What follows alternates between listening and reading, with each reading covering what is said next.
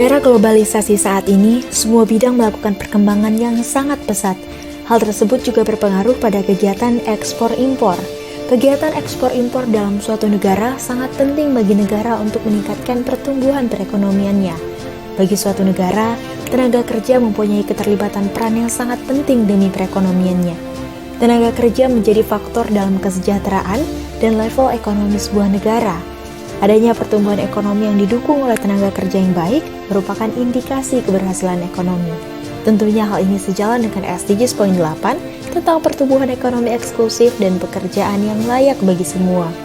Oleh karena itu, jika suatu perusahaan menerapkan SDGs poin 8 ini, maka seharusnya permasalahan yang terjadi di suatu perusahaan dapat teratasi dan dapat berkontribusi dalam pencapaian SDGs.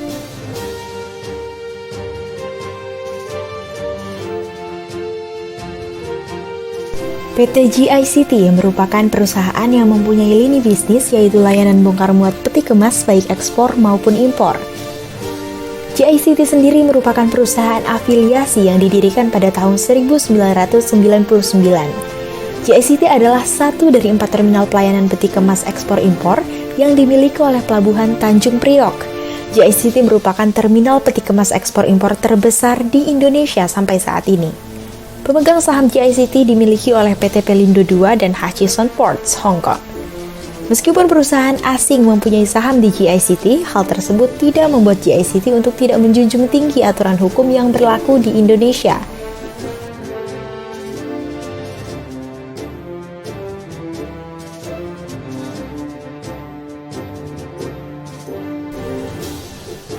Seiring berjalannya waktu, GICT ada ketidakterbukaan terhadap privatisasi antara GICT dan Hutchison. Kasus ini membuat negara mengalami kerugian sebesar 4,08 triliun rupiah. Pada tahun 2015, ketika perpanjangan kontrak efektif, Hutchison berjanji akan memberikan uang sewa per tahun sebesar 85 juta US dollar kepada Pelindo II. Namun yang terjadi, uang sewa tersebut malah dibayarkan oleh GICT setelah dilakukannya pengecekan dokumen penyelidikan Pansus Pelindo II. Uang sewa tersebut digunakan sebagai jaminan pencairan pinjaman dana Global Bond Pelindo II senilai 20,8 triliun rupiah. Pada pembayaran uang muka perpanjangan kontrak yang dilakukan oleh GICT, ternyata lebih rendah dari valuasi GICT, yang mana kerugian negara bukan hanya sebuah potensi, namun benar terjadi adanya korupsi. Jika dilihat dari kasus ini, terjadi kecacatan hukum kontrak dan unsur korupsi yang mengakibatkan ketidakpastian hukum Indonesia bagi investor yang mungkin akan menjadi beban Pelindo II ke depannya. Penyimpangan kasus ini memberikan dampak pemecatan secara sepihak terhadap 400 pekerja yang berasal dari PT Emco Translogistik.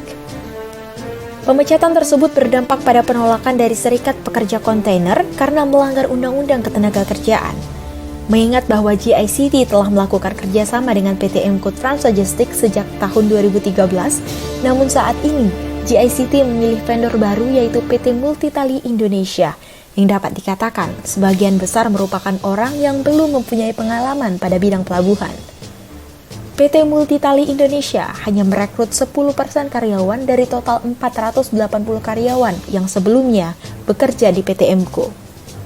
Dengan adanya pemecatan massal yang dilakukan oleh GICT terhadap para pekerja, membuktikan tidak adanya implementasi yang sustainable untuk para pekerja. Kasus ini tentunya tidak sejalan dengan SDGs poin 8 yang dimana seharusnya GICT menerapkan pertumbuhan ekonomi yang inklusif serta berkelanjutan terhadap tenaga kerja penuh dan pekerjaan yang layak bagi semua. Seharusnya GICT mengimplementasikan kebijakan yang bisa mensejahterakan pekerja dan meluaskan lapangan pekerjaan, sehingga dapat mengurangi kemiskinan yang dimana itu merupakan pilar utama dari SDGs. Adanya pertumbuhan ekonomi yang didukung oleh tenaga kerja yang baik merupakan indikasi keberhasilan ekonomi.